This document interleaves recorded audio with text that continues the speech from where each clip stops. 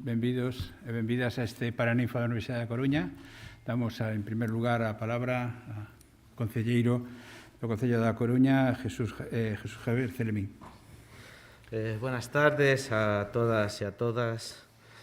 Buenas tardes, María Teresa Fernández de la Vega, presidenta del Consejo de Estado. Buenas tardes, Julio Abalde, rector de la Universidad de A Coruña. Bienvenido a todos ustedes y nos enfrentamos a la última jornada del primer foro Pensando en Educación, organizado por el Ayuntamiento y la Universidad de A Coruña. Quisiera disculpar a la alcaldesa de esta ciudad, a Inés Rey, que se ha ausentado por una indisposición de salud, pero que le transmite su más sincero agradecimiento por estar hoy aquí en A Coruña. Me consta que tiene un gran pesar por no poder compartir estos momentos, porque siente una gran admiración por su persona, su trabajo y su trayectoria. Hoy tenemos el privilegio de contar con María Teresa Fernández de la Vega, una mujer que rompió muchos techos de cristal en este país y que ha demostrado su valía en distintos cargos públicos. Educación, ¿dónde comienza todo? Es el título de su conferencia de hoy, un título que deja bien claro cuál es el camino de cualquier sociedad que quiera apostar por un futuro mejor. Y sin más, doy la palabra a Julio Abalde, rector de la universidad. Muchas gracias. Me corresponde a mí en este momento hacer la presentación de María Teresa Fernández de la Vega. Qué reto, ¿no?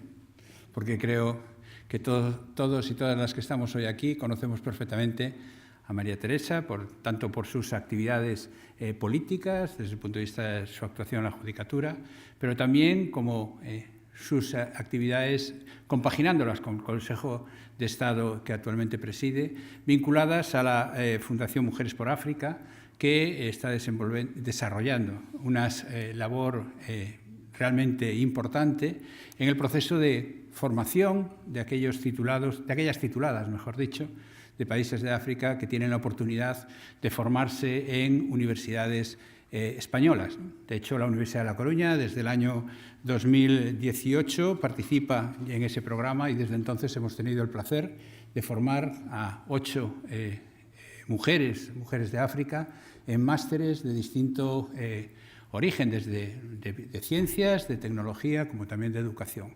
Por lo tanto, nosotros como Universidad de La Coruña nos encontramos enormemente satisfechos de poder colaborar en esta iniciativa y que cada año 2 mujeres de África puedan venir a completar sus estudios, últimamente en modalidad online, por el tema del COVID, pero los 2 primeros años fueron presenciales aquí en La Coruña y por lo tanto pudieron disfrutar de nuestra ciudad, disfrutar de nuestra universidad. La trayectoria, a ver si soy capaz de decir algo original sobre la trayectoria vital y profesional de María Teresa Fernández de la Vega, que es licenciada en Derecho por la Universidad Complutense, pero es doctora por la Universidad de Barcelona. Un dato que me resultó curioso, el hecho de que pudiera compaginar 2 actividades en 2 grandes universidades españolas. También tiene el título de especialista en Derecho Comunitario por la Universidad de Estrasburgo, por lo tanto, su formación no solamente es desde el punto de vista del derecho nacional, sino también desde el punto de vista del derecho internacional. Fue nombrada doctora honoris causa por la Universidad Internacional Menéndez Pelayo. Y respecto a su actividad política, pues desde que el Partido Socialista alcanza su primera victoria electoral en el año 1982, desempeñó distintos cargos, de responsabilidad política, siempre desde la independencia, como miembro del Partido Socialista, como mujer de izquierdas, pero que se comprometía en las labores de gestión. De hecho, empezó como directora general del gabinete del ministro Ledesma en el año 82 y posteriormente fue nombrada directora general de servicios del Ministerio de Justicia. También, y yo creo que es importante indicar que en el año 86 se incorporó al primer Consejo Rector del Instituto de la Mujer, en el año 84, al primer Consejo Rector del Instituto de la Mujer, y participó también en el primer Plan de Igualdad de Oportunidades, que creo que es una referencia importante para lo que decía antes el concejal, de que María Teresa rompió muchos techos de cristal y este fue uno de ellos. Posteriormente, formó parte del Gobierno en el año 94, bajo la dirección de Juan Alberto Belloc, época complicada políticamente para España y mucho más para su Gobierno, en donde ocupaba la Secretaría de Estado de Justicia hasta el año 96. Posteriormente fue diputada en distintas legislaturas y creo que todos la conocemos como vicepresidenta del Gobierno, ministra de Presidencia y portavoz del Gobierno, ya que con José Luis Rodríguez Zapatero, ya que en aquella época, como portavoz del Gobierno, era la voz y la cara del Gobierno para explicar todas las reformas muy importantes en los aspectos sociales que trajo ese Gobierno de José Luis Rodríguez Zapatero, que todos recordamos como el Gobierno que abrió muchos derechos y que representó un avance cualitativo en el desarrollo de derechos personales en nuestra comunidad autónoma. Perdón, en nuestro Estado español. A veces se me va el tema de la comunidad autónoma. Bien, posteriormente pasó a formar parte del Consejo de Estado y en el año 2018 es elegida presidente del Consejo de Estado y en su intervención reivindicó la participación paritaria en todos los órganos de decisión. Por lo tanto, ya vemos que uno de los hilos conductores de la carrera política y de la carrera, desde el punto de vista de servidora del Estado en su amplio espectro, siempre estuvo vinculada con la lucha por la igualdad, la lucha por la representación femenina en los distintos órganos de gobierno. Lucha en que, modestamente, desde la Universidad de La Coruña también intentamos hacer esa lucha a través de está por aquí la vicerrectora de Igualdad de nuestra universidad, que trabaja intensamente para que eso sea posible y que además nos ayuda a que no nos desviemos del buen camino en ese campo. Y como decía, a partir de un foro que se organizó en el año 2006 en Maputo, en la capital de Mozambique, a raíz de un foro que se llamaba Día Internacional de la Mujer Trabajadora, y se creó una red de mujeres españolas y africanas por el mundo, y a partir de ahí es cuando nace la Fundación Mujeres por África, que, como decíamos antes, es una fundación que tiene una intensa actividad en lograr precisamente que la igualdad entre hombres y mujeres, sobre todo en un continente como es el continente africano, se consiga a través de la formación universitaria y que se consiga, por lo tanto, elevando el nivel cultural, el nivel educativo de toda la sociedad, pero sobre todo partiendo de la formación de las mujeres. Por lo tanto, creo que hasta aquí el semblante de María Teresa. Creo que es un personaje relevante en toda la vida política contemporánea. Aún estaba comentándonos ahora, la alta actividad que tiene desde el Consejo de Estado como presidenta y que en estos momentos tan complicados y tan complejos desde el punto de vista de los desarrollos legislativos está ocupando un puesto que creo que es clave en la modificación, en los cambios, en las nuevas normativas que se están creando, tanto por las necesarias reformas que tenemos que hacer en España, como también por el hecho de que los fondos de recuperación vienen acompañados de unas reformas legislativas intensas y, por lo tanto, el Consejo de Estado va a jugar un papel fundamental y ahí está María Teresa para que, entre otras cosas, los derechos en general de la sociedad, pero sobre todo los derechos de las mujeres, sean tenidos en cuenta en todas estas reformas. Por lo tanto, María Teresa, te cedo la palabra y todo el auditorio es tuyo.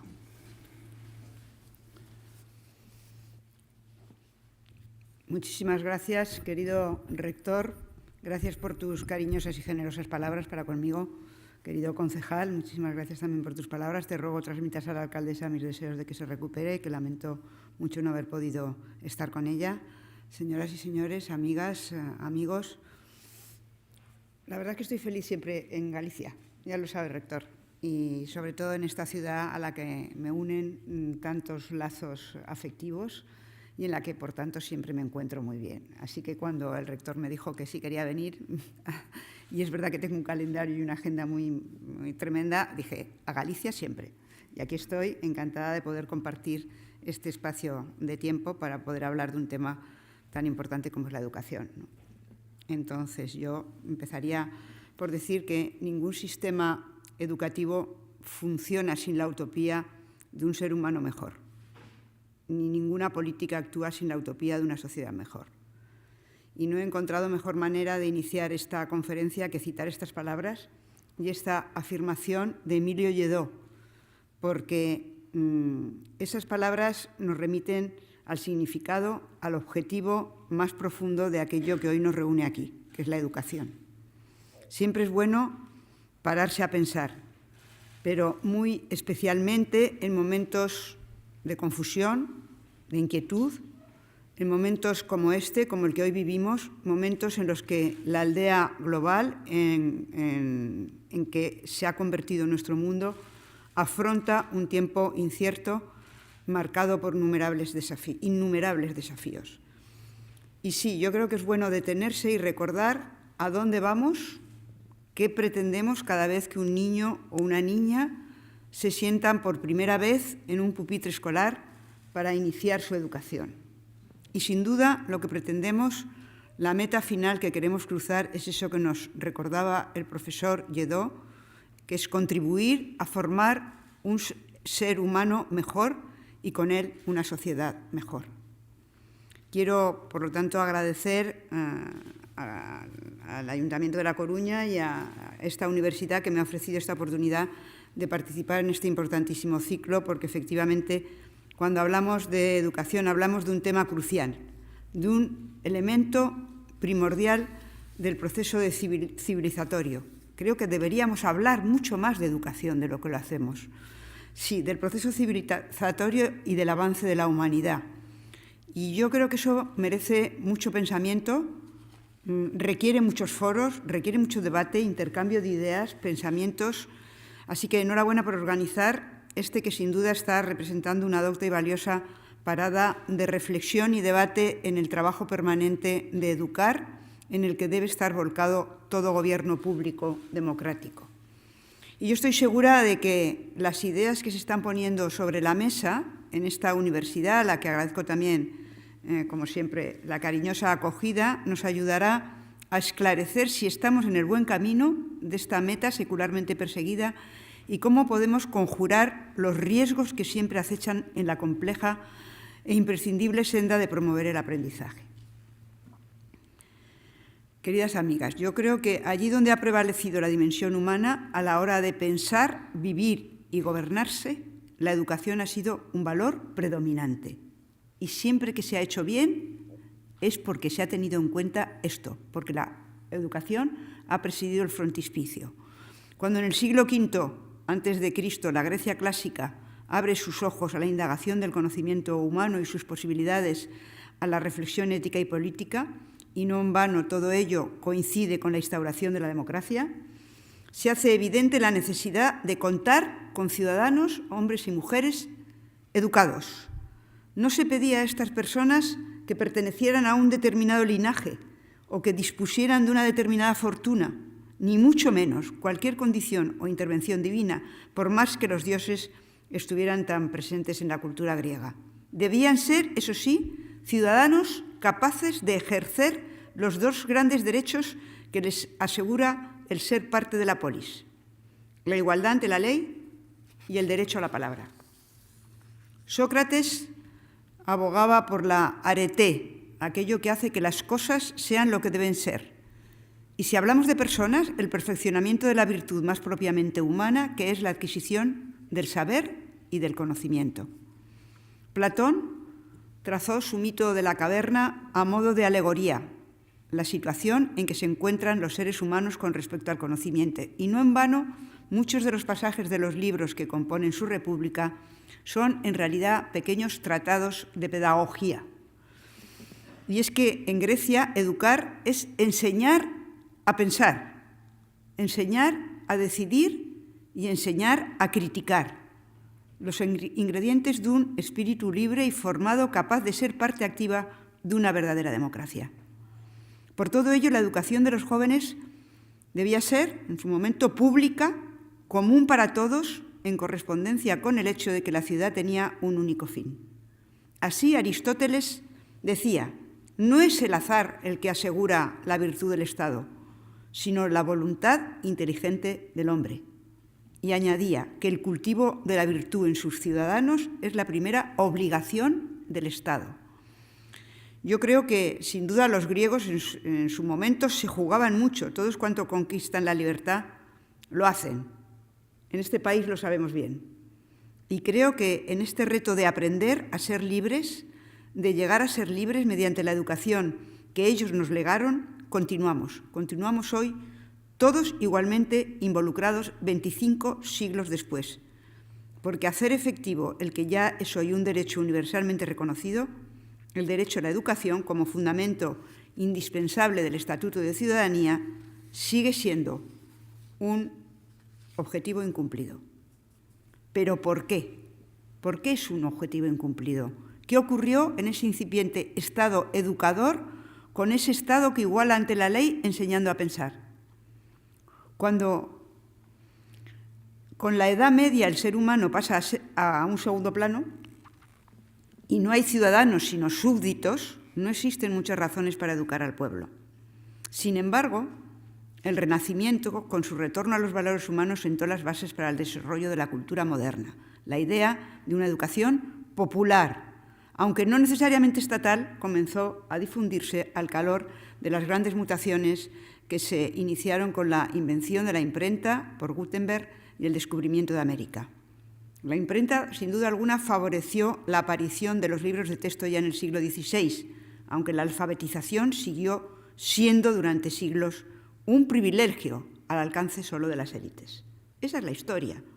Hay que esperar a la Ilustración para conceder un nuevo valor a la educación y a la Revolución Francesa para encontrar a un intelectual ilustrado, a un enciclopedista, matemático, filósofo y politólogo como Condorcet, que cree firmemente que la propia humanidad del ciudadano depende de la posibilidad de ser educado, de la misma manera que la legitimidad del nuevo régimen depende de la universalización de la educación. Educación, educación, educación está en todo. Son impresionantes, a mi juicio, desde luego, la lucidez y la empatía con las que este sabio humanista, Condorcet, que hizo del pensamiento el núcleo de su vida, entendió que solo el crecimiento intelectual y el cultivo personal, a mí me ayuda mucho en la vida pensar en estas cosas que decía Condorcet, ¿no? A partir del conocimiento podía redimir a las personas de un destino dictado por otras, dándoles la oportunidad de aprender por sí mismos para comprender, para decidir, en suma, para lo más importante, ser libres. Y es impresionante igualmente la vigencia que más de 2 siglos después sigue teniendo su pensamiento, tanto desde el punto de vista pedagógico como político, ya que todo este tiempo no ha hecho sino reafirmarse los valores y principios que lo fundamentan. Valores que se han convertido en la base de la escuela pública y principios sobre los que se han edificado todos los sistemas del Estado educador. La educación debe ser obligatoria y universal. La educación debe ser gratuita. La educación debe ser permanente a lo largo de la vida. Y, por último, la educación debe adecuarse al desarrollo psíquico y físico del ciudadano. En sus 5 memorias para la instrucción pública, Condorcet formula además los principios que todavía hoy, que tenemos que recordar, están en la base de la escuela pública. Primero, el rigor científico, es decir, razón y laicidad de los contenidos curriculares. Segundo, la libertad de cátedra, la creación de centros de estudio. Tercero, la autonomía de la enseñanza respecto del poder ejecutivo y de toda confesión religiosa. Cuarto, la promoción del talento individual y el cultivo de las excelencias humanas, la igualdad en el acceso a la educación de hombres y mujeres y, por último, la prevención de que la instrucción pública no queda limitada al utilitarismo ni a la voluntad de grupos particulares. ¿No resulta sorprendente la actualidad de esto? Pero vamos, sorprendente. La actualidad de todos y cada uno de estos principios siguen atesorando hoy la realidad de la verdad de lo que está ocurriendo, de lo que necesitamos. Ni uno solo de ellos, ni uno solo de estos principios ha dejado de estar sometido a debate, cuando no ignorado o incluso combatido por algún grupo o tendencia a lo largo de este tiempo. Es verdad que la mayoría de ellos, desde la ausencia de democracia y los regímenes intolerantes, como es el caso de la niña Malala, los adolescentes, la adolescente pakistaní que fue atacada por los talibanes por defender la educación de las niñas. Pero no todos. Ahí tenemos el ejemplo del creacionismo, que niega la teoría de la evolución y su versión edulcorada del diseño inteligente que pone en cuestión el rigor científico y la laicidad que debe caracterizar a la escuela. Para escándalo de los científicos, esta superchería sigue campando por sus respetos, no solo en Estados Unidos, donde se inventó, sino en América Latina, al calor del avance de ciertas iglesias en la región. Yo creo que hay un camino impresionante para recorrer, pese a que hace más de 200 años que estos principios fueron proclamados. Tenemos que volverlos a traer a colación todos los días. Sus valores han informado todas las declaraciones internacionales sobre educación que se han suscrito o que han suscrito la mayoría de las naciones. Y, sin embargo, no solo seguimos sin ser capaces de universalizarlos, sino que antes de alcanzarlos, los cuestionamos y los olvidamos. Pero seguramente lo más revolucionario de todo este pensamiento de Condorcet, un hombre que, por cierto, apoyó la instrucción de las mujeres y el sufragio femenino, no es por casualidad, sino es que la necesidad de hacer capaces a los ciudadanos que él postula lo es por la libertad, sí, y por la fraternidad, pero sobre todo lo es por la igualdad, porque a los ojos de Condorcet, a los ojos de los revolucionarios que están construyendo el nuevo régimen que va a cambiar nuestro mundo, no existe un modo más eficaz de educar para frenar la desigualdad de la riqueza y la desigualdad en el trabajo que la educación. Y es que verdaderamente no lo hay, no hay ninguno. Y permítanme unas palabras sobre diferencia e igualdad, porque están en la base de la necesidad de una educación universal. Oscar Wilde dijo una vez que todas las sociedades evolucionan hacia la creación de mejores individuos, es decir, el individuo es una formación social. Y déjenme decirles que si es así, mucha parte de mérito la tiene la educación, pero lo que quiero transmitirles ahora es que también la desigualdad, en todas sus formas, es una formación social.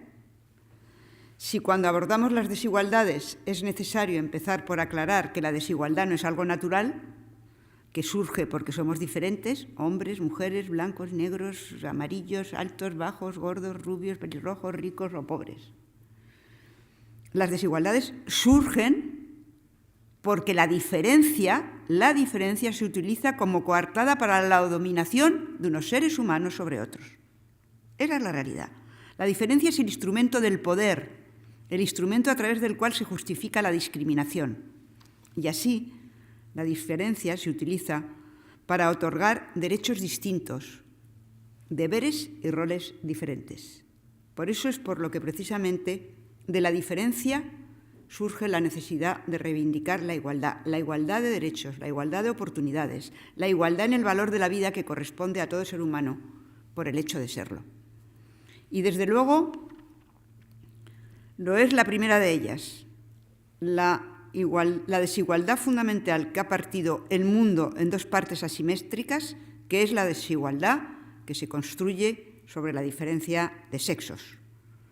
Hombres y mujeres somos diferentes por naturaleza, biológicamente diferentes, pero si esa diferencia no se hubiera utilizado como coartada para tratar de forma diferente a quienes somos diferentes pero iguales, no tendría por qué haberse convertido en discriminación. Y no se habría convertido en discriminación si no hubiera sido así. Ha sido una construcción social un sistema social al que hemos llamado patriarcado, el que, a partir de esa diferencia, ha hecho de los hombres el sexo predominante y de las mujeres el sexo subordinado. En definitiva, ha hecho de lo masculino un valor preponderante y de lo femenino un valor subordinado. Si como comunidad hubiéramos puesto el foco desde el principio en nuestra base común, en vez de en aquello que nos diferencia, el sistema patriarcal no hubiera triunfado, no hubiera prosperado del mismo modo que no hubiera tenido sentido el racismo. Que exista esa base común y que sepamos valorarla en su justa medida es lo que nos permite, en primer lugar, comprender al otro y después desarrollar estilos de vida y formas de expresión distintos. Quizá muchos de ustedes se estén preguntando por qué les cuento todo esto. Porque me he remontado a Sócrates y a su arete, a Condorcet y a su idea de instrucción pública.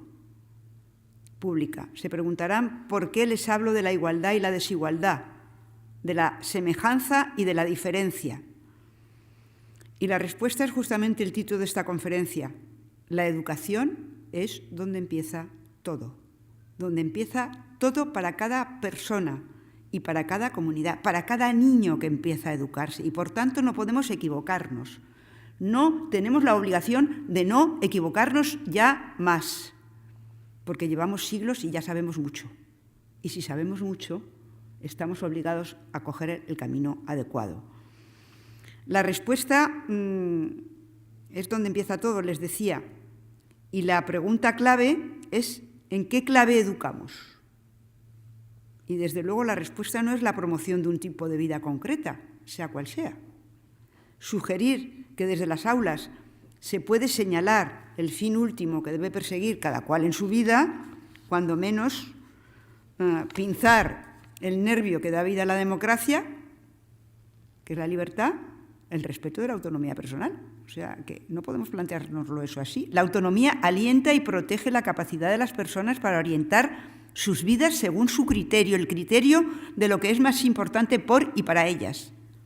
Poder decidir, ejercer la libertad, poder decidir. Las personas tienen el derecho y la responsabilidad de enfrentarse por sí mismas a las cuestiones fundamentales acerca del significado y el valor de sus vidas. Hay que enseñárselo.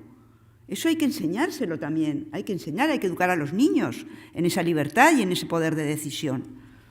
Tienen ese derecho y esa responsabilidad para que puedan conformar su existencia conforme a sus propias creencias y convicciones, las suyas propias, las que han ido adquiriendo desde que son pequeños y dándoles una educación en libertad. Y esa esfera de autodeterminación individual debe ser inmune a cualquier intento de injerencia por parte del poder público. Resultaría absolutamente intolerable que desde las instituciones educativas se pretendiera prescribir cómo se debe vivir la vida, porque una pretensión así es propia de los totalitarismos, que se arrogan el poder de determinar qué creencias son correctas y cuáles incorrectas, qué conductas permisibles y cuáles perseguidas. Aquí hay mucha gente joven. Todos habéis nacido, casi todos los que estáis aquí, en democracia. Yo nací en la dictadura, en una dictadura en donde desde pequeñita que tuve uso de razón no se te permitía pensar, entre otras cosas porque no tenías capacidad como niña para pensar. Pero a ningún niño se le permitía pensar, ni siquiera a los adultos se les permitía pensar. Por tanto, creo que debemos ser conscientes de la responsabilidad que en estos momentos tenemos también en una democracia en relación con la educación. Dice una máxima jurídica que nadie puede ser juez en su propia causa, pero es claro que sí debe serlo en su propia vida. Pues como afirmaba Stuart Mill, con tal de que una persona posea una razonable cantidad de sentido común y experiencia, su propio modo de arreglar su existencia es el mejor. No porque sea el mejor en sí, sino porque es el suyo propio. La convivencia democrática se funda justamente en ese principio de igual dignidad de todas las personas, en el principio de que cada cual tiene capacidad de juicio tanto para regir su propia vida como para participar en la vida de la comunidad. Pero ¿qué conexión se puede establecer entre la educación y los fines de la vida en una sociedad democrática? ¿Cómo se relaciona la acción educativa con el debido respeto de la autonomía individual?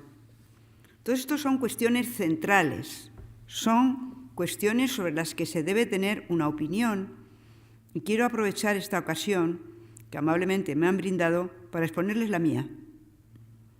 Dicho de manera sintética, la educación debe ser neutral respecto de las distintas concepciones sobre la vida buena, entre comillas, en su sentido aristotélico, existentes en la sociedad, pero debe ser activa y exigente en relación con los principios éticos universales, los principios democráticos, los derechos humanos, todo aquello que más allá de fronteras, culturas, creencias o estilo de vida es inherente a todo ser humano y, por tanto, constituye el eje de una convivencia libre, pacífica, abierta y tolerante. Esta estrecha relación de la educación con los principios éticos universales no quiere decir que no reconozcamos la historia, el patrimonio cultural, la singularidad de cada sociedad. No. En el tesoro que constituye la educación hay lugar y capacidad de adaptación para incluir todo tipo de conocimientos y evitar toda normalización que reste en lugar de sumar. Pero igualmente debemos tener claro que no se puede ceder.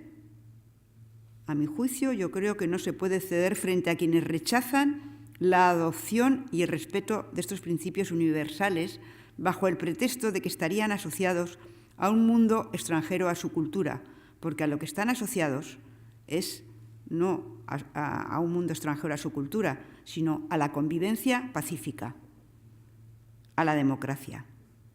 Y la democracia lo que ama es la diversidad. Y esta posición hay que defenderla a ultranza, porque estamos viendo cómo los extremismos, cómo los populismos atacan los centros educativos de todos los niveles. Recordemos que el nombre Boko Haram, que como todos ustedes seguro recuerdan, es el grupo terrorista islámico que se dedica a secuestrar a estudiantes, sobre todo a las niñas, en el norte de Nigeria. Significa, en lengua hausa, la educación occidental es pecado. Eso es lo que significa Boko Haram. Lengua afroasiática y que se habla en el norte de Nigeria y en el sur de Níger. Pero hay que recordar también que en la propia Unión Europea, el gobierno populista húngaro impulsó una reforma sobre educación superior diseñada expresamente para expulsar del país a una universidad. Y que pese a que más de 650 centros de enseñanza y asociaciones profesionales se opusieron, y a todas las condenas de organismos tribunales europeos que acumula el país, se sigue en ese país hostigando a académicos y a pensadores, todos los días. Pues bien, educar en libertad es considerarlo como un riesgo por todos cuantos están dispuestos a imponer una determinada verdad o un determinado modo de vida. Eso es lo que se pretende. Es cierto que no podemos decir a nadie cómo debe vivir, a nadie, pero sí podemos y debemos enseñar a vivir en democracia, enseñar a ser libre, responsable, ciudadano, crítico, librepensador en el mejor sentido de la palabra. Antes les decía que cuando los seres humanos están en el centro, gana la educación. Veíamos que la educación va íntimamente ligada a la democracia, porque lo va. Y que, como dice nuestro buen Condorcet, la instrucción pública ha de ser independiente de los poderes y no debe quedar limitada al utilitarismo ni a la voluntad de grupos particulares. En definitiva, se trata de evitar que la educación esté sujeta a otros valores y objetivos que ni son superiores ni son mejores, que no sean los del perfeccionamiento personal y colectivo. Y obviamente estas palabras, a finales del siglo XVIII, nos remiten a otros grupos como las iglesias o la nobleza, que hoy no tienen tantas posibilidades, afortunadamente, de imponer su voluntad en el sistema educativo. Pero hay poderes todavía con una enorme influencia más allá e incluso fuera del control de las instituciones. Por ejemplo, los poderes ligados al gran fetiche de nuestro tiempo, el mercado. ¡Ay, amigas! Es que estos son palabras mayores. Evidentemente, las distintas coyunturas económicas hacen su mella, sin duda alguna, en la educación.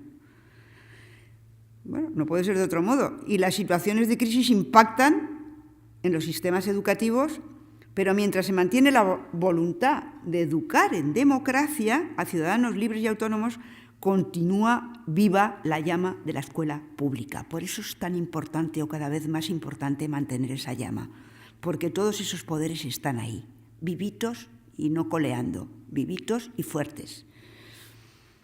En la América deprimida de los años 30, el New Deal de Roosevelt estaba luchando por levantar un profesor llamado Robert Maynard Hutchins, rector de la Universidad de Chicago, consideraba que la educación se estaba convirtiendo en una escuela mercantil y añadía, una muy mala escuela mercantil.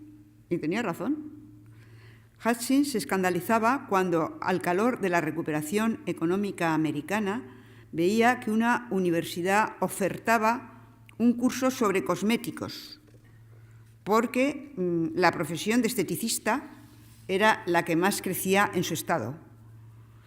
Junto con Mortimer Adler creó una corriente que renovó la llamada educación liberal. En su libro La Universidad de la Utopía establecía como objetivo del sistema educativo no producir mano de obra para la industria o enseñar a los jóvenes cómo hacer su vida, sino promover el desarrollo intelectual de las personas para que pudieran ser ciudadanos responsables. Eso lo decía Mortimer Adler. No logró que su propia universidad le hicieran caso. Bueno, dicen que no logró que le hicieran mucho caso. Yo creo que no le hicieron ningún caso. Pero bueno, según tengo entendido, aunque creo que aún se imparta un programa a partir de sus amados grandes libros, el movimiento fue importante, porque ponía de relieve esos grandes conceptos que también entonces la sociedad, tan marcada por el crecimiento económico, necesitaba refrescar. Que cuando educamos no estamos produciendo recursos humanos, por más que todos o casi todos lleguemos a serlo en algún momento. Lo que está claro es que siempre seremos antes personas. Antes de ser recursos, antes de que nos conviertan en recursos, somos personas siempre. Y ciudadanos. Y que la democracia puede convertirse en una democracia de masas escasamente democrática si no logramos hacer de ella una democracia de ciudadanos. Y ahí tenemos todos una enorme e inmensa responsabilidad. En definitiva, la universidad debe evitar convertirse en una fábrica de profesionales, de títulos que ofrecen un bagaje especializado de conocimiento y experiencia completamente desconectado de los problemas reales de la sociedad. Por el contrario, los estudiantes universitarios deben recibir, además de una formación profesional de excelencia, una educación en valores. Fundamental en valores, rector, en valores. Se pierden los valores esos que son tan necesarios a lo largo de la vida, que no pueden ser separados del conocimiento científico, nunca, porque impregnan las construcciones conceptuales, la definición y el diagnóstico de los problemas, las metodologías, etc. Ahí están también los valores. La universidad, en este sentido, no puede ser neutral, no debe ser neutral, ni debe aspirar a formar profesionales neutrales, sino profesionales con conciencia social y demócratas. Immanuel Wallerstein ha mantenido la imposibilidad del conocimiento científico neutro basándose en dos razones fundamentales. Primera, que la observación siempre modifica la realidad, como en el principio de la incertidumbre de Heisenberg. La segunda, porque los marcos teóricos desde los que el científico trabaja no son más que construcciones sociales revisables. Y lo que tenemos que tener es la cabeza bien preparada para revisarlas. Esa es nuestra formación, esa es nuestra educación. Por estas razones, Wallerstein hace un llamamiento a ser humildes o modestos en relación a lo que se puede conocer, pero también a tener una conciencia clara sobre los valores sociales que queremos ver prevalecer siempre y un juicio adecuado sobre el papel que cada uno puede desempeñar. Yo estoy convencida de que en la universidad se debe contribuir a la reflexión sobre los valores sociales y sobre la acción que se puede realizar para contribuir a promoverlos. No solo a hablar de los valores sociales, sino cómo podemos desde la universidad, desde el conocimiento, desde estas filas de la inteligencia, en donde está el debate, en donde está todo lo que podemos aportar. ¿Qué se puede hacer más para contribuir a promover esos valores, a hacerlos en la sociedad? Así se va a contribuir a la consolidación de sociedades no solo más prósperas, porque también se va a prosperar, sino también más justas. Y lo que está claro es que siempre seremos antes personas y ciudadanos, antes de todo, porque eso no nos lo quita nadie, o no nos lo debe quitar nadie si estamos en democracia. Y que la democracia puede convertirse en una democracia de masas escasamente democrática si no logramos hacer de ella una democracia de ciudadanos. Pero eso depende ya de nosotros. Depende de cada uno de nosotros, que hemos tenido posibilidad de estar en una universidad, de tener una educación, de acceder a ella en estos momentos y poder utilizarla para ser mejores personas, mejores demócratas, mejores profesionales también. No está reñido, pero es imprescindible contemplar esa posición. En las universidades se debe promover la reflexión y la investigación sobre los desafíos y los problemas a los que se enfrenta la sociedad civil, a los que os vais a enfrentar todos los que estáis aquí jóvenes que todavía no os habéis enfrentado a nada, casi, o a poco. Cosas que ni siquiera han venido, que están por venir y que van a venir y que se les ve venir. Y el conocimiento que se produce en las instituciones de educación superior, yo creo que debe servir de base de una acción transformadora. Toda la inteligencia que hay aquí, rector, es que hay muchísima inteligencia, no la podemos desaprovechar. Un país como el nuestro no puede desaprovechar toda esa inteligencia que tiene dentro de estos muros. Y, por tanto, yo creo que las universidades deben aprovechar en la reflexión sobre los desafíos a los que se enfrenta esa sociedad civil. Y, por tanto, tiene que ser, o sea, si queremos que las cosas se transformen, que mejoren, aquí hay una base que es imprescindible. Las universidades deben ser actores cívicos abiertos al servicio de la sociedad civil. Hasta ahora se ha promovido principalmente la conexión entre la universidad y la empresa. Hemos tenido muchos años la universidad y la empresa para que hubiera profesionales que participaran en la empresa, para que las empresas funcionaran bien, para que además los profesionales crecieran, ganaran dinero. Todo eso está muy bien, no me parece mal, o sea, me parece estupendo. Pero generalmente lo que se ha descuidado es el vínculo igualmente necesario con la comunidad y con la sociedad civil y con las instituciones que son sociedad civil. Y, por tanto, las universidades no pueden ser observadas como torres de marfil, aisladas del pueblo, fortalezas inaccesibles, detrás de cuyos muros se forma a élites intelectuales y económicas de un país, que luego sabemos que eso tampoco es verdad, porque luego los jóvenes que salen de aquí licenciados, pues hay que ver también luego cómo se colocan y cómo se defienden, ¿no?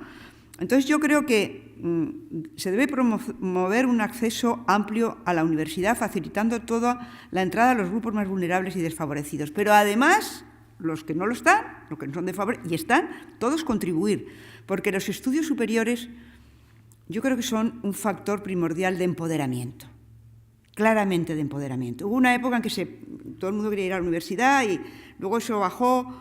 Luego todo eso ya no se sabe si se va o no se va, o se puede ir, o se quiere colocar uno inmediatamente. Yo creo que hay que volver a recuperar el prestigio de la universidad, la necesidad de ir a la universidad para no salir solo con un título profesional, sino salir con una madurez intelectual, personal, profesional y democrática llena de valores que se han cultivado aquí. Y yo creo que eso es muy importante. porque de verdad los estudios superiores son un factor primordial de empoderamiento, pero una universidad abierta en este sentido es constitutiva, además de eso, de igualdad y de valores democráticos y de empoderamiento de la persona para poder defenderse con criterios bien formados. Aquí me paro.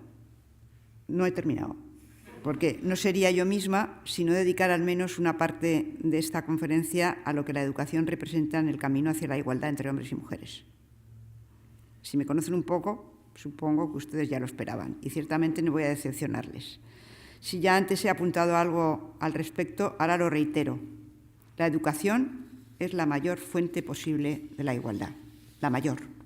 La educación que por el simple hecho de ser compartida como derecho iguala a los que son necesariamente diferentes. Somos diferentes todos, prácticamente todos, hombres y mujeres, mujeres y hombres, mujeres y mujeres, hombres y hombres, mujeres. O sea, somos todos diferentes por nuestra propia condición humana y circunstancialmente diferentes por nuestra condición social o económica. La educación que abre todas las ventanas de conocimiento a uno mismo y al mundo. La educación que pone al alcance de todos los saberes que la humanidad ha atesorado a lo largo de la historia, las preguntas, las respuestas, tanto hombres como mujeres, nos han legado para formular y responder las nuestras, las de cada uno, las preguntas que tiene cada uno. Esa es la educación, esa que transmite valores universales de los que hablábamos, que permite a cada uno de nosotros, provisto de ese bagaje, discernir. Se aprende a discernir, solo así se aprende a discernir y a pensar de manera crítica, a cuestionar, a valorar y a decidir. Decidir como persona y decidir como ciudadano, con autonomía. Si esta es la educación que necesitamos todos, pero especialmente las necesitamos las mujeres. Todavía especialmente las necesitamos las mujeres. No solo porque el modelo en el que se inspira cree en la igualdad y, por tanto, quiere a las mujeres. No solo porque las mujeres hemos estado privadas secularmente de la educación, pese a su vocación universal. Decían, era universal, pero las mujeres estábamos excluidas. No solo porque por eso mismo se nos han negado las posibilidades y oportunidades que solo la educación crea para quienes, además, hemos sido siempre las más pobres. Las mujeres han sido siempre las más pobres. Todo eso sería más que suficiente en la medida en que constituye el núcleo duro esencial de la igualdad. Pero además las mujeres necesitamos la educación para transformar esta sociedad, para desechar los viejos tabúes, eliminarlos de una vez, que todavía estorban la efectiva obtención de plenos derechos y plenas oportunidades por parte de todas las mujeres del mundo. Hace ya mucho, desde que se reconoció que las mujeres tenemos alma, e incluso, además del cuerpo, tenemos alma, incluso parece que por fin hemos ganado el debate de las ideas, pero sabemos que solo la luminosa persuasión que ejerce la educación en los espíritus y en las mentes será capaz de ir borrando las huellas de una subordinación de siglos, que sigue ahí, está ahí todavía latente. Por eso, y porque es evidente que en la agenda global de la educación el primer punto es obtener la completa escolarización de las niñas en todos los rincones del planeta, es el primer punto, para las mujeres ha de ser también un objetivo prioritario mantener vigente el espíritu de la educación con mayúsculas. Porque la educación abre los ojos, genera criterio, enseña a pensar y transmite los grandes valores, es nuestra mejor aliada. La mejor. No es solo una escuela de conocimiento, es una escuela de igualdad y de democracia. Y, por cierto, las mujeres tenemos mucho que aportar. Eso para empezar. Tenemos muchísimo que aportar, lo sabéis todas las que estáis aquí, que sois mayoría, que tenemos mucho que aportar. Tenemos alma, tenemos cuerpo y tenemos pensamiento. Por eso, y en la agenda global, la educación abre los ojos, que genera criterio, que enseña a pensar y transmite los grandes valores. Y tenemos que aportar no solo como educandas aventajadas, que lo somos también, sino como transmisoras de aquello en lo que nuestra historia nos ha especializado. Por ejemplo, la resolución de conflictos. en la que siglos de mediar y de buscar el consenso en el seno de la familia y las comunidades nos ha dado unas habilidades espectaculares. Todas estas señoras podrían resolver miles de conflictos, estas que están aquí sentadas. Estoy convencida de conflictos que están en todo el mundo, en África, sí, rector, sí. No sé si te lo crees, pero te lo digo yo, creo que sí. Seríamos capaces de eso y de mucho más.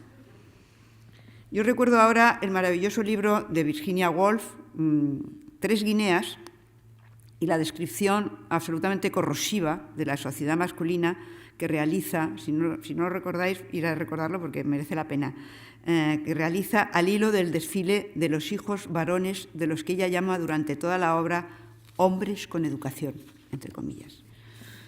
Hombres leídos, instruidos en escuelas públicas y universidades, pero incapaces de parar la guerra que se está viniendo encima.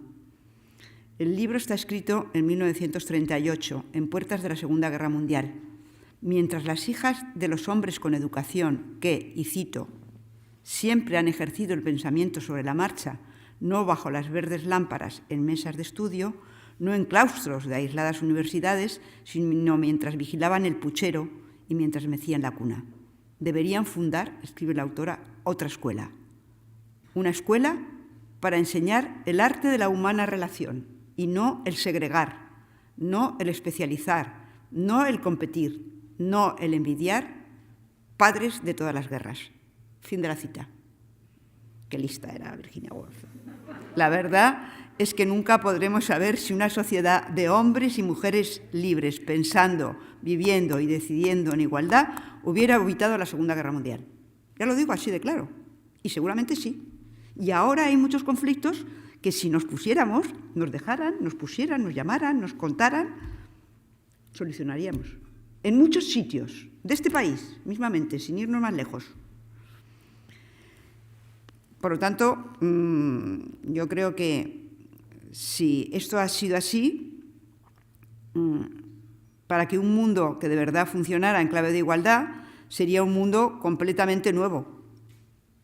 Estamos hablando de un mundo nuevo, porque esto no funciona en ninguna parte del mundo, esto que estamos diciendo, que es tan razonable.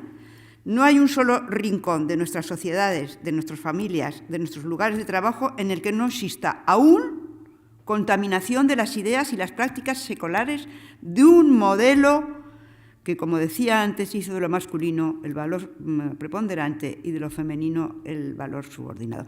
Ahora, en muchas ocasiones, nos atreven a insultar nuestra inteligencia, aunque la insultan demasiadas veces, todavía, de las mujeres. Y cuando mandas, más. Cuando tienes poder y lo ejerces, dando para limitar y desactivar. Pero un mundo que de verdad funcionara en clave de igualdad, decía yo, sería un mundo nuevo. Ni en nuestras familias, ni en nuestro trabajo. De momento, aún hay contaminación de las ideas, de las prácticas, de un modelo. Y tengo que decir que me siento muy optimista al utilizar el verbo en pasado, porque para ser más fiel a la realidad hubiera debido decir que las mujeres son el género aún hoy subordinado. Pero prefiero decirlo un poco en pasado, es decir, para animarnos un poquito, para que estemos ya dispuestas a no permitir todo lo que a lo largo de la historia de alguna manera también hemos permitido. La incorporación de las mujeres al ámbito que tradicionalmente les ha sido negado, el espacio público, ha supuesto ya una enorme transformación de nuestro modo de vivir en todo el mundo y sin duda ha sido para bien. La eliminación natural de todas las discriminaciones, de todos los viejos papeles y esquemas, significará, cuando eso se produzca, la mayor revolución social que el mundo haya experimentado.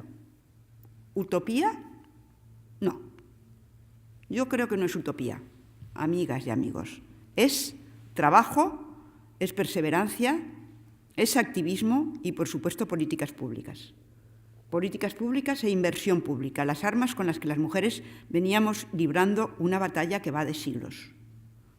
Es esa transformación radical a la que hemos aspirado y seguimos aspirando las mujeres porque sabemos que solo puede suponer un mundo mejor para todos.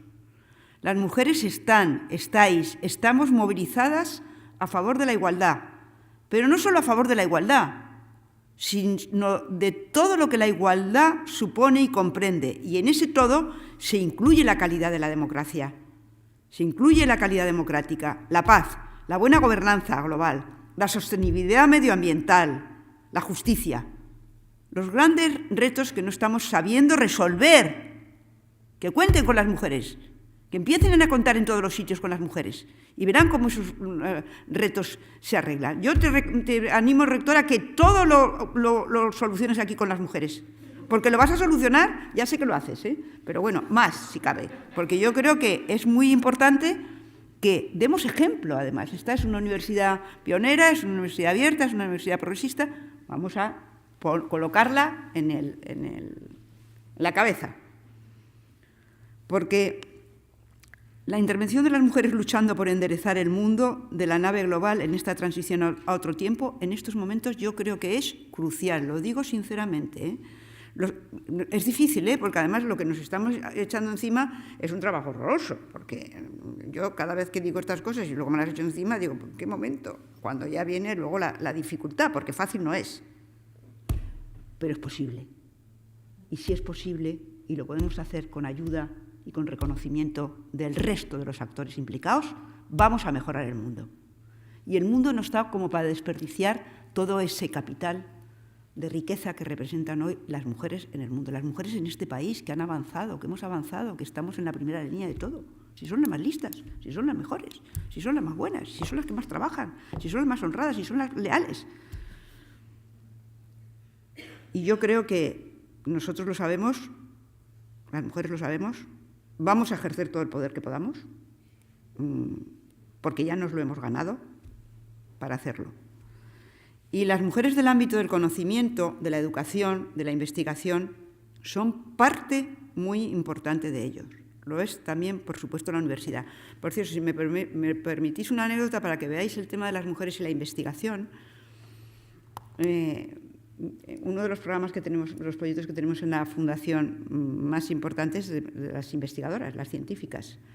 En estos momentos han pasado ya, la primera vez que yo intenté llevar a cabo este programa, me acuerdo que llamé yo dije, vamos a hacer un programa de africanas investigadoras, pero investigadoras en los mejores centros de investigación, en el CINIO, en todos los centros Severo Ochoa. Y me fui a ver a María Blasco y le dije, quiero que me des una beca o dos para 2 africanas. ¿Es que hay mujeres africanas investigadoras de este nivel? Y digo, sí, pues no las conozco, digo, te las voy a traer. Bueno, pues y se las traje. En estos momentos han pasado por nuestros centros de investigación, los mejores, cerca de 80, 90 mujeres africanas investigadoras que se las rifan en África. La última que ha venido a África ha sido, que fue el último centro canario, el de, ¿cómo se llama? ¿Cómo se llama, Teresa? El de Canarias. No te oigo. No. El astrofísico. Entonces me voy al astrofísico y le digo, oye, quiero una beca para una africana. Y me dice, pues que no conocemos a ninguna africana astrofísica. Digo, tú no las conoces, pero yo sí. Y ahí está la astrofísica, ya está ahí en el centro. Es decir, somos buenísimas las mujeres, pero no solo nosotras las africanas, todas, o sea, para los temas científicos, porque somos muy minuciosas, porque somos muy detallistas, porque no dejamos escapar nada. Y, por lo tanto, yo creo que al ser muy importante en la investigación las mujeres en la universidad y en los centros de investigación, eso le da a la universidad un poderío que yo recomiendo cultivar.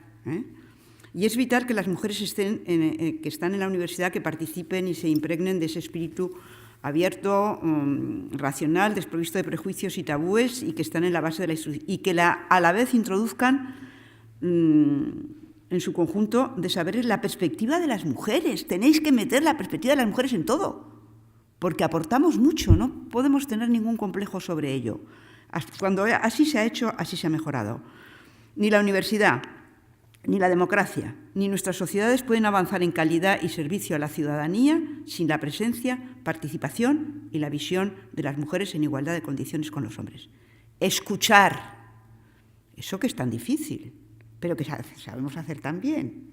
Escuchar a todos y que todos puedan escucharte es la garantía de que los problemas, las inquietudes y los anhelos de la ciudadanía en su conjunto llegan al foro público, donde podrán debatirse y buscarse soluciones. Y la educación es la mejor, yo diría la única herramienta que tenemos para poder encontrarlas. Porque las soluciones, los hallazgos, la sabiduría, los descubrimientos siempre se hallan, sobre todo en el conocimiento y a través del conocimiento. Así el saber y, por tanto, las universidades tienen que ser las grandes aliadas de la igualdad. Rector, de la igualdad, sí. Concejal, sí. Lo digo a todos los que tienen poder, porque es verdad, necesitamos muchas alianzas, tenemos muchos aliados. Yo sé que vosotros estáis trabajando en ello, pero necesitamos más aliados. Tenéis que poneros a la cabeza de este ejército, porque la universidad tiene un papel muy importante que cumplir para alcanzar ese objetivo. Y, por supuesto, vamos a seguir trabajando con todos vosotros para conseguirlo. Y ya termino. Y solo quisiera hacerlo recordando la bella imagen creada por la gran Fátima Mernissi para defender la educación, el acceso al conocimiento de las mujeres. Ella solía decir que la desigualdad del saber es la más terrible e implacable, y lo ilustraba recordando a Sheresade, el personaje de las 1001 noche, que salvó su vida, y afirmaba, porque había tenido acceso a la biblioteca y sabía muchas historias. Es muy cierto, cuando una mujer accede al conocimiento, cuando una mujer rompe esa desigualdad implacable de no saber, está construyendo su libertad y escribiendo el destino de su propia letra, con su propia letra. Está salvando su vida. Pero cuando muchas mujeres acceden al conocimiento, no solo salvan sus vidas, sino que transforman sus sociedades, amplían horizontes, perfeccionan la democracia, impulsan el bienestar, el progreso, porque todos esos beneficios y otros muchos son los que comporta siempre la igualdad. Por ella debemos seguir luchando codo con codo, hombres y mujeres. Yo, desde luego, lo voy a seguir haciendo y espero que todos ustedes quieran compartir este camino. Muchas gracias.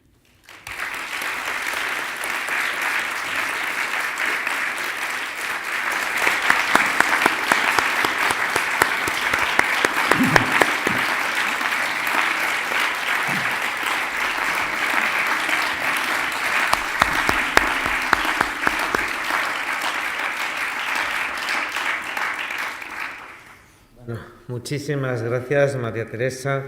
Estoy convencido que el rector ha tomado nota, yo también, y no se me ocurre lo contrario. Seguiremos ese camino de la libertad, de la democracia y de la lucha por las libertades de las mujeres. Faltaría más. Pues ahora es el turno de ustedes. Si quieren hacer preguntar algo, hacer algún comentario, pues es el momento. Si alguien en la sala quiere hacer una pregunta, pues es el momento. Sí, vicerrectora. Muchas gracias, María Teresa, por tus palabras. Y a lo largo de tu exposición has comentado que cuando una mujer llega al poder se encuentra ciertas barreras, obstáculos, ¿no? o discursos que pretenden como bloquear esa energía, ¿no? este funcionamiento para transformar. Entonces, me gustaría desde tu propia experiencia que nos comentaras cómo se puede enfocar o cómo se puede trabajar a pesar de esas situaciones. Pues yo creo que esas situaciones se plantean, no siempre, pero en algunas ocasiones sí que se plantean, porque es que la estructura social no ha cambiado.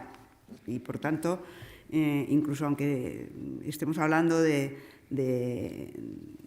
una administración supuestamente progresista, que está integrada por partidos progresistas que reconocen que tienen mujeres en sus militancias y que llegan al poder con compromisos de igualdad, luego la realidad de la vida, al ejercer eso, es muy complicado. ¿Por qué? Porque el entorno es todavía un entorno que no termina de reconocer o no es favorable. No es favorable porque mayoritariamente es masculino y tiene una cultura que necesita adaptarse a la cultura que nosotros queremos implantar ahí, las mujeres, que es una cultura de más diálogo, de otra forma de trabajar, de otra forma de ver las cosas. Entonces es verdad que te encuentras con muchas dificultades, pero las vas superando. ¿Cómo se superan? Primero, por la voluntad férrea de la que está allí. O sea, es decir, eso es lo primero. Nunca, jamás te dejes que te coman la moral, jamás. Si tú eres nombrada para un puesto, pues vas a tener a lo mejor probablemente más dificultades que tendría un señor. Pero bueno, yo creo que normalmente se supera con la capacidad de las mujeres aliándose con las mujeres del lugar del trabajo en el que está y tratando de aliarse también con algunos varones. O sea, hay que hacer un trabajo. Hacer un trabajo, hay que aguantar y trabajar, buscando siempre el acuerdo, buscando siempre, proponiendo cosas y tratando de ser eficaz, porque al final tienes que hacer un trabajo para ser eficaz y demostrarlo.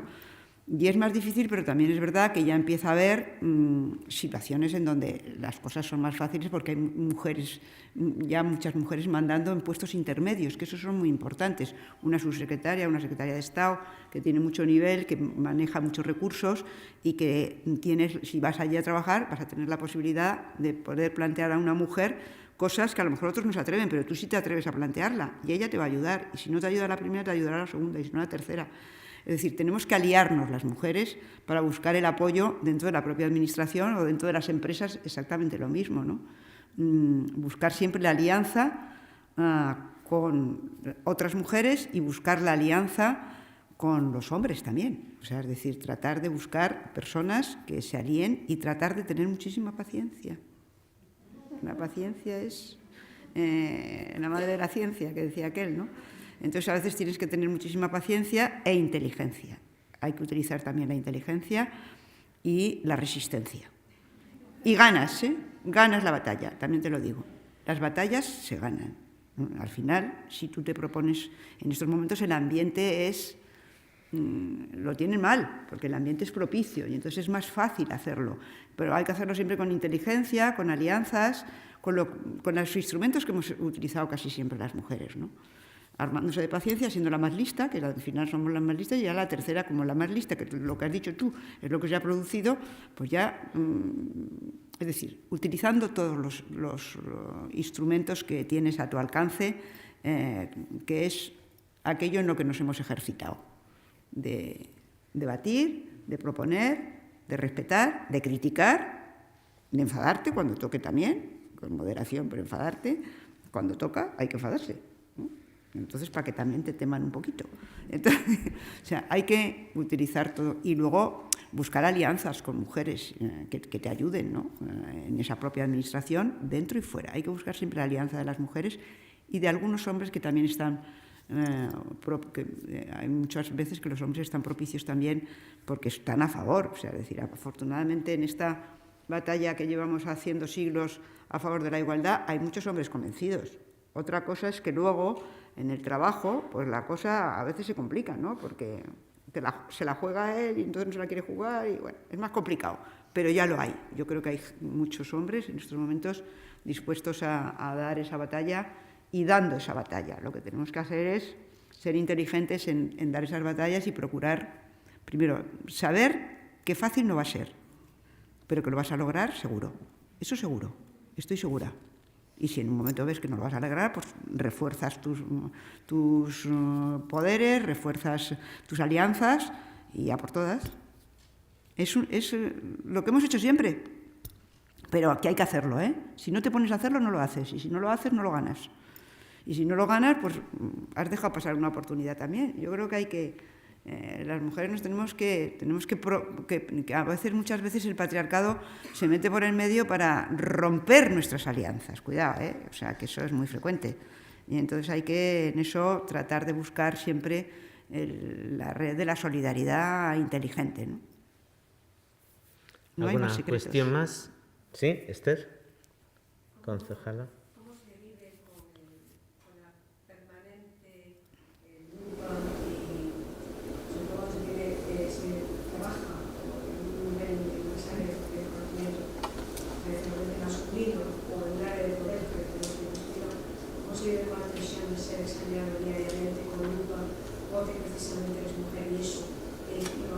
Pues se se vive mal, porque no es agradable, pero es verdad que lo luchas y lo ganas. Si lo luchas, lo ganas. Y estás bajo la lupa, claro, pero estamos acostumbrados ya a estar bajo la lupa. ¿Tú cuándo no has estado bajo la lupa? ¿Toda la vida has estado bajo la lupa? Pues ya está. Entonces, como estás, lo que tienes que saber es decir, como he estado siempre bajo la lupa, no voy a dejar de estar bajo la lupa. Ya verás cómo lo voy a demostrar. ¿Sabes? O sea, tienes que ser fuerte ante esa situación y bueno, buscar. Yo creo que siempre hay que tratar de buscar en el ámbito propio en el que te desarrollas, buscar alianzas. Eso es importante. Y luego tienes que tener construido un discurso, para soltarlo en cuanto puedas. Raca, lo sueltas, claro. ¿Sí? Hay que estar preparado, tenemos que estar preparadas para defendernos, porque tampoco nos han enseñado a defendernos. Y bueno, pues habla con compañeras que tengan más experiencia, y decir, oye, me está pasando esto, no sé qué. Bueno, yo creo que ahí tenemos que además cada vez más ejercitar la solidaridad entre nosotras, ¿no? Entre las mujeres, ayudarnos y vamos, yo creo que el futuro es vuestro, pero el futuro inmediato, no... El de todas las que estáis aquí, el futuro es ya presente. Última Así que a por cuestión. todas. Sí, vicerrectora. Bueno, gracias por tus palabras. Realmente ha sido una inyección de fuerza. Lo recordaré mañana. No quiero para nadie. Pero un poco me gustaría saber cómo ves el futuro de la mujer inmediato, de cara, porque no olvidemos que nuestro futuro lo construimos con la educación que demos académicamente de los niños hogares. No sé cómo ves el futuro. Los pasos que hemos dado hasta aquí se van a digamos, la pendiente va a ir subiendo. La pendiente va a ir subiendo, yo estoy convencida, ahora no podemos bajar la guardia. La pendiente va a ir subiendo porque cada vez somos más, cada vez hay un reconocimiento mayor al trabajo que representan las mujeres. En términos económicos es evidente que los sectores femeninos en estos momentos son más productivos que muchos sectores masculinos. Es decir, yo creo que en estos momentos tenemos muchos datos como para pensar que las cosas van a ir a mejor. Ahora la batalla no se ha acabado, yo creo que no se ha acabado, desgraciadamente no se ha acabado, pero yo creo que el futuro es nuestro. Estoy absolutamente convencida. Pero hay que seguir, no hay que bajar la guardia. Y fíjate, yo creo que tenemos que mirar mucho a las mujeres de otros países que lo tienen infinitamente más difícil que nosotras. En estos momentos yo creo que en Europa las mujeres tenemos un nivel de reconocimiento de derechos y de estatus con muchos problemas, con muchas discriminaciones todavía, pero no es comparable como está en otros países, en países árabes, en países... Bueno, yo pongo el ejemplo de África.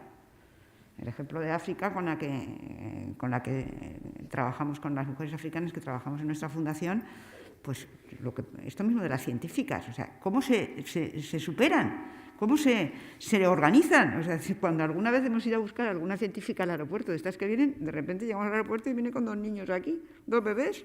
Entonces, se vienen porque se vienen a hacer un máster aquí, pero se traen los bebés. Y digo, ¿y qué hacemos ahora con los bebés? Ellas se ponen el bebé aquí en el bolsillo, se la montan y hacen el máster y se vuelven con el máster. Y los niños, o sea, es decir, siempre tenemos capacidad para reinventarnos. Y yo creo que lo que no podemos dejar de pensar es que no la tenemos. O sea, tú tienes una capacidad enorme para solucionar todos los problemas que se te planteen. Y, por tanto, lo que tienes que hacer es ejercer esas capacidades siempre. Siempre, no dejes de ejercerlas nunca. Tú y todo el resto de mujeres. Entonces, a mí el ejemplo de estas mujeres que son tan valerosas y que, pues eso, la afrodescendiente de Canarias, pues te puedes imaginar, se ha dejado allí, yo estuve en Canarias porque fui a lo de La Palma y tal, y ha dejado allí a toda su familia y se ha venido aquí a hacer el cursillo. Entonces lo ha montado con su tía, su prima y no sé quién más, y un niño que, en fin, se organizan. Y en estos momentos, pues hay un montón de... Vamos a hacer ahora este año una cumbre de líderes políticas africanas que han pasado por un curso de gobernanza en la Universidad de Yale, que lo hemos financiado en la Fundación, y son 100. Ministras, viceministras, presidentas, vicepresidentas, presidentas de organizaciones internacionales. Son 100. 100 líderes africanas, que en estos 10 años que hemos estado en la Fundación ya han pasado y son la bomba.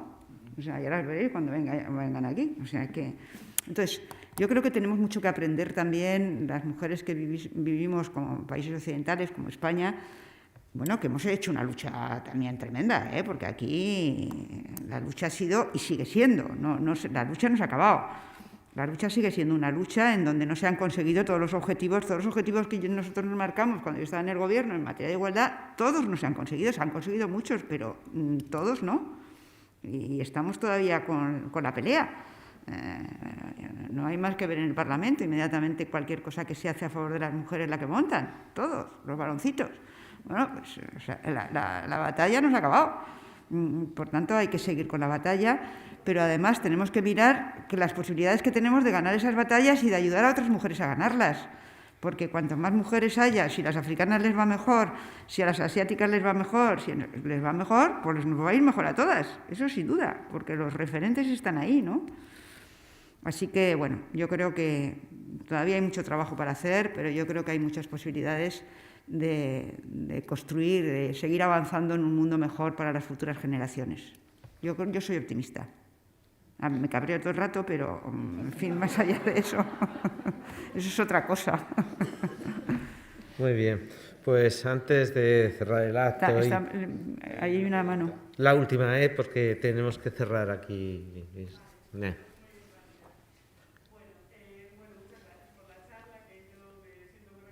Todo lo que dices y que da mucho ánimo oírte hablar, así que muchas gracias.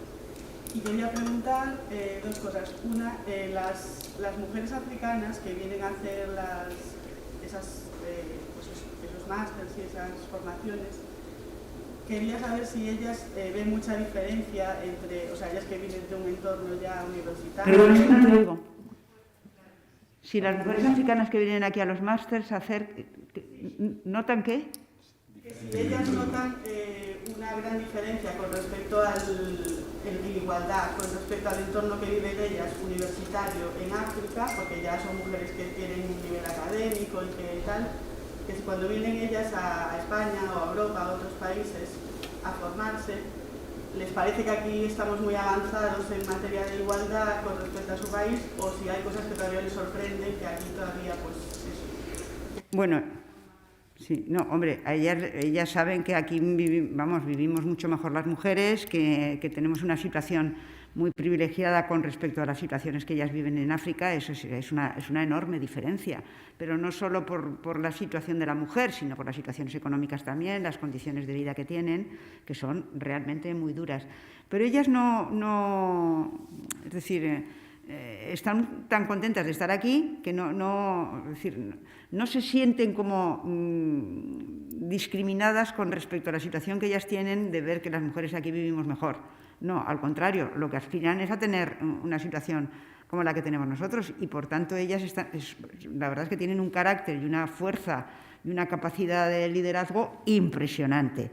Y ellas lo que quieren aquí es venir a aprender todo lo que hagan en el máster, más luego a relacionarse y a aprender cosas, ¿no? Porque la inteligencia para ellos de las cosas que nosotros hemos hecho, cuando yo a veces les he contado, hemos tenido reuniones, yo les he contado también, pues la época de lo que nosotros hacíamos, las jóvenes de mi generación, vosotros sois todas mucho más jóvenes que yo, en la época de la dictadura, es que hemos pasado, porque es que en la época de la dictadura nosotros nos tenían yo cuando fui a la universidad al principio es que no podía ejercer, no podía ser juez, no podía ser nada, o sea, que es que todo eso lo hemos ido superando. Y cuando se lo cuentas, pues eso les anima muchísimo. O sea, eso a ellas les anima muchísimo porque saben que ahora tienen ya posibilidades de lucharlo, ¿no? Y que las posibilidades que nosotros les damos de poder salir, de poder venir, de poder estar en una universidad, para ellas son importantísimas y saben que hay diferencias.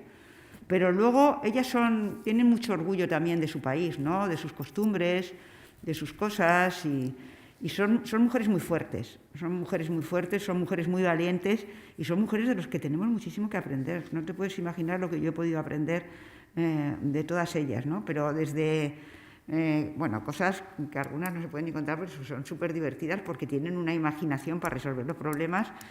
Porque yo les decía, por ejemplo, a algunas compañeras de Liberia es un país que ha mejorado mucho, que ha tenido una de las primeras presidentas más importantes, Ellen Johnson Sirleaf, que estuvo 8 años en el gobierno como presidenta del gobierno de Liberia, en un país que estaba en guerra. Ella se vino desde era una mujer ya empoderada y estaba en Estados Unidos, y cuando las mujeres quieren establecer un poco ya la democracia, pues entonces la llaman y viene, y se presenta a las elecciones. Y entonces competía, ella era la competidora y un futbolista. Bueno, el fútbol en África, te puedes imaginar, vamos, o sea, que... Y entonces yo les preguntaba a las compañeras africanas cómo habían hecho para ganar las elecciones. Porque, claro, frente al periodista, y bueno, me contaban unas cosas que es que de verdad quedabas asombrado. Porque decía, pues inventarnos todo, hacer todas las cosas que se nos ocurrían, distraer que nuestros nuestros hijos no votaran, porque iban a votar al futbolista, le quitaba el carnet de identidad, o no sé qué, ¿sabes? Cosas. Dices, pero qué imaginación, y ganaron las elecciones. Entonces, o sea, ellas tienen una capacidad de reinventarse que nosotras no tenemos porque no la necesitamos. Entonces, eso te pone de manifiesto que la necesidad, son muy listas, son muy trabajadoras, son muy inteligentes, y entonces, bueno, pues todo, ellas aprenden mucho, a ellas les gusta venir aquí porque también ven cómo vivimos y lo que quieren es volver para vivir así. Y siempre vuelven, ¿eh? Porque las mujeres siempre vuelven. Hay muchas cosas que dicen, no, es que traer aquí a España o a Europa a personas del tercer mundo, luego no se quieren ir. Las africanas siempre vuelven y además se ofenden si tú le preguntas si van a volver. ¿Cómo no voy a volver? Luego voy a volver a mi casa, tengo mis niños, tengo mi todo. O sea, estoy aquí estudiando, pero yo vuelvo a mi país, y además yo he venido aquí para aprender, para trabajar luego en mi país. O sea, tienen una conciencia social muy, muy grande, porque la vida también les ha obligado a eso, ¿no?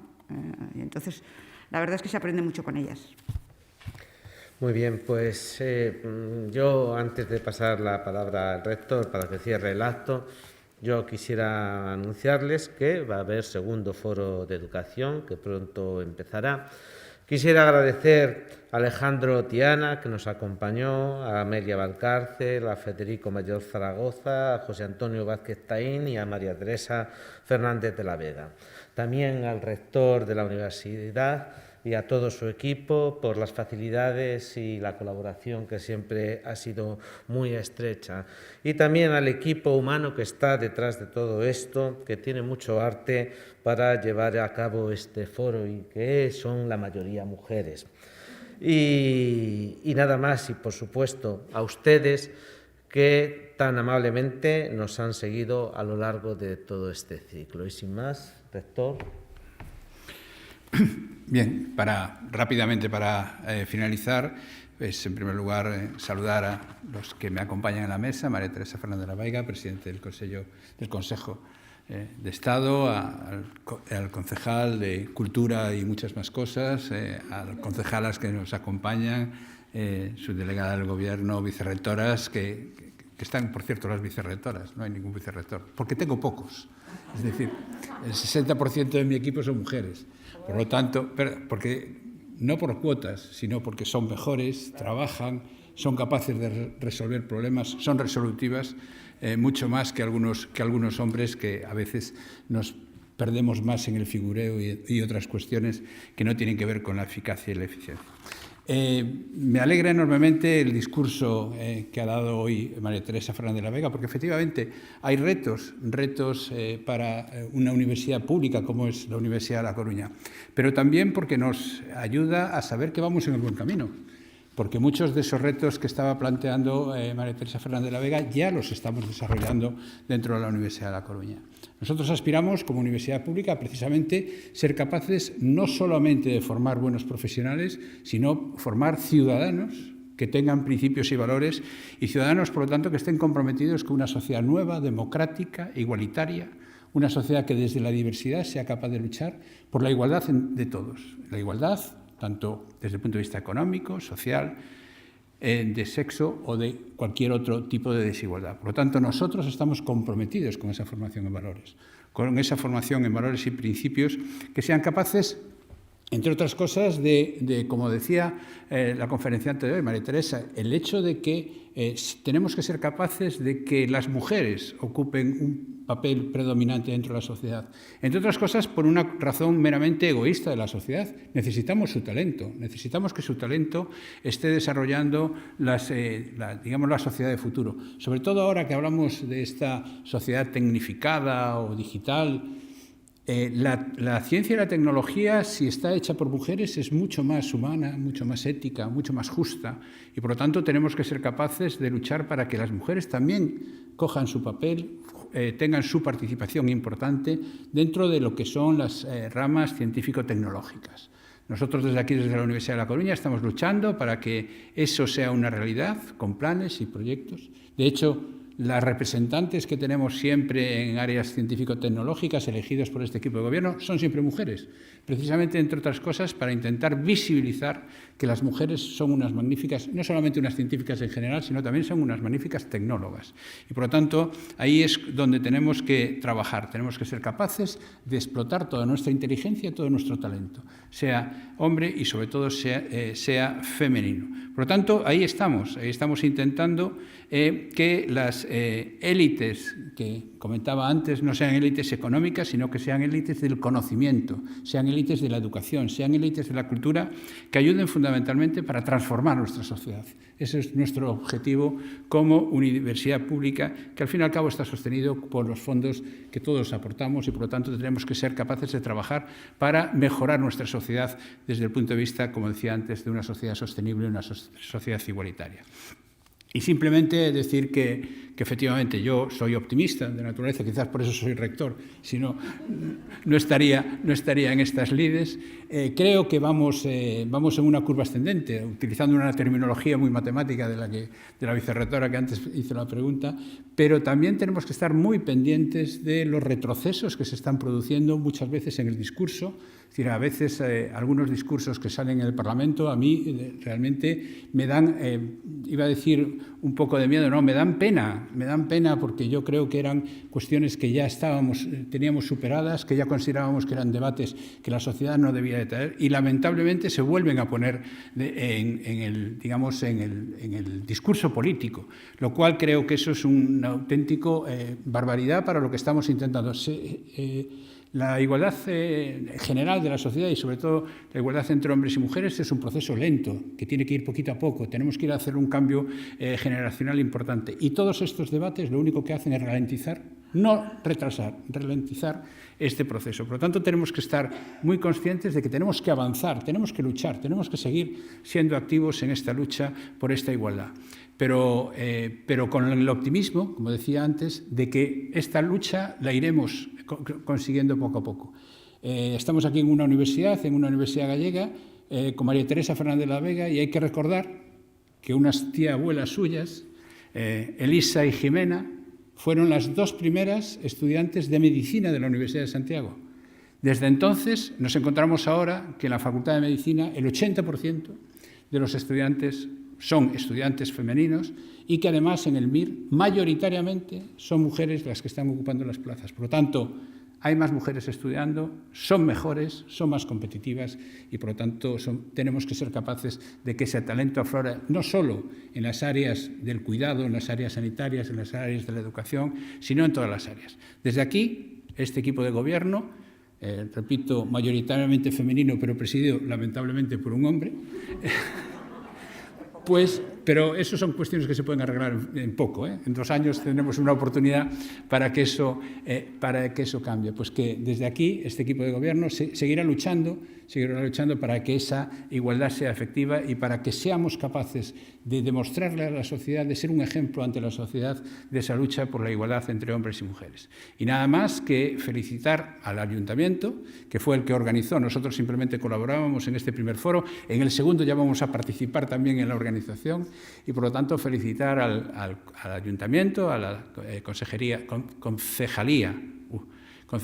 de Cultura, a todo su equipo, que es el que ha hecho posible que este foro, que como ha dicho antes el concejal, ha traído a primeras figuras de la educación y que creo que con María Teresa Fernández de la Vega ponemos, valga, digamos, el tópico, el broche de oro a este foro y quedamos todos emplazados para el segundo foro, en donde esperamos, sin estas restricciones y pudiendo vernos la cara sin estas mascarillas, seguiremos discutiendo y debatiendo sobre la educación, que no es más que debatir sobre el futuro de nuestra sociedad. Muchas gracias.